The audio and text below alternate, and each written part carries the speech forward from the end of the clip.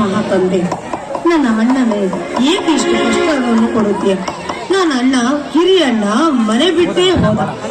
ಇನ್ನು ದೊಡ್ಡ ಅಣ್ಣ ಎಲ್ಲೇ ಇದನೋ ಪಾಪ ಬಡವ. ಹಾಗೆ ನನ್ನ ಅಣ್ಣರಿಗೆ ಇಬ್ಬರಿಗೂ ಎಲ್ಲ ಇದ್ರು ಹೇಗೆ ಇದ್ರು ಅವರಿಗೆ ಚೆನ್ನಾಗಿಟ್ಟು ಹಂಗೆ ಕಾಪಾಡುತ್ತಂದೆ, ಕಾಪಾಡು.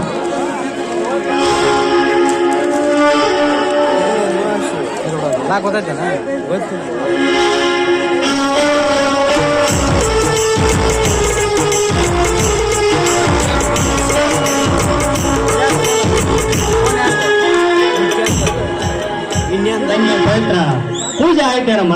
ಆಯ್ತಣ್ಣ, ಪೂಜೆ ಆಯ್ತು. ಪವಿತ್ರ, ಅದೆಷ್ಟು ಬೇಗನೆ ಎದ್ದು ಆ ಮಾರುತೇಶ್ವರನ್ನ ಸ್ಮರಿಸುತ್ತೇವಮ್ಮ. ನಿಜಕ್ಕೂ ನಿನ್ನ ಭಕ್ತಿಯನ್ನ ಮೆಚ್ಚಲೇಬೇಕಾದದ್ದಮ್ಮ. ಈ ಹಸಿರು ಬಿಸಿಲೇ ನಮ್ಮ ಜೀವನ. ಇದಕ್ಕೆಲ್ಲ ನಾ ದೇವರೇ ಶಾಶ್ವತ ದೇವರೇ ಅಲ್ಲಣ್ಣ. ನೀನು ಹೇಳುವ ಮಾತಿನಲ್ಲಿ ಅರ್ಥವಿದೆಯಮ್ಮ. ಆದರೆ ಬಡ ನಿನ್ನ ಮಾತು ಕೇಳ್ತಿದ್ದರೆ ನನ್ನ ಕರಳು ಹಿಂದಿದಂತಾಗುತ್ತಿದೆ. ಮದುವೆಯ ವಯಸ್ಸಿಗೆ ಕಾಲಿಟ್ಟಿರುವ ತಂಗಿಗೆ ಕರಿ ಮನುಷ್ಯರು ಕಟ್ಟಿಸುವ ತುತ್ತು ಅನ್ನ ಹಾಕಲನೆ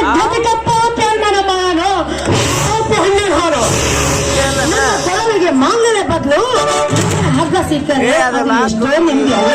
ಗೊತ್ತಿಲ್ಲ ಅಂತ ಕೇಳದೆ ತಂಗಿ ಮುರಿಯದಿರುವ ಮಾತನ್ನ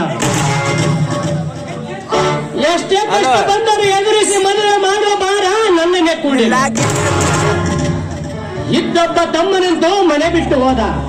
ಆಗ ನಿನ್ನನ್ನು ಸಾಕಿಸಲೇಬೇಕಾದ ನನ್ನ ಕರ್ತವ್ಯ ತಂಗಿ, ನನ್ನ ಕರ್ತವ್ಯ. ಈ ಪ್ರಸಾದ ಐತಲ್ಲ ಇವತ್ತಿಂದು ಒಟ್ಟಿಗೆ ನಮ್ಗೆ ಊಟ ಆಯ್ತಲ್ಲ. ಈ ಬಡತನ ಸಿಕ್ಕಿದ್ದು ನಮ್ಮ ಪುಣ್ಯ ಅಲ್ಲವೇನ? ಅಯ್ಯೋ ತಂಗಿ, ನುಡಿಯದಿರು ಆ ಮಾತು. ಎಂತ ಕಟಾರ ಮನಸ್ಸಮ್ಮ ನಿನ್ನದು. ಉಕ್ಕಿನ ದುಃಖವನ್ನು ಮನದಲ್ಲಿ ನಿಂಗೆ ಆನಂದದಿಂದ ಹೇಳ್ತೀವಲ್ಲ, ಪುಣ್ಯ ಅಂತ.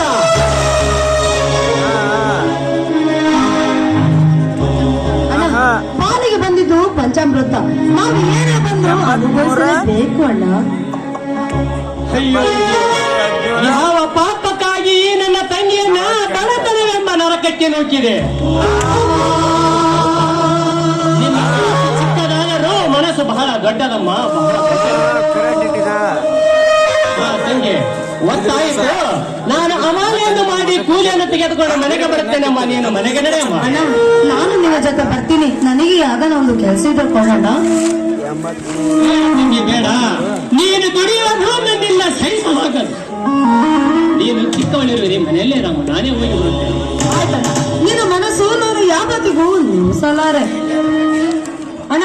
ಹಾಗೆ ಹೋಷಣ್ಣ ಎಲ್ಲಾದ್ರೂ ಭೇಟಿ ಆದ್ರೆ ಖಂಡಿತವಾಗೂ ಕರ್ಕೊಂಡ್ ಬಾ. ಆಯ್ತಮ್ಮ, ಎಲ್ಲಿಯಾದ್ರೂ ಭೇಟಿ ಆದ್ರೆ ನನ್ನ ತಮ್ಮನನ್ನು ಖಂಡಿತವಾಗಿ ಕರೆದುಕೊಂಡು ಬರುತ್ತೇನಮ್ಮ.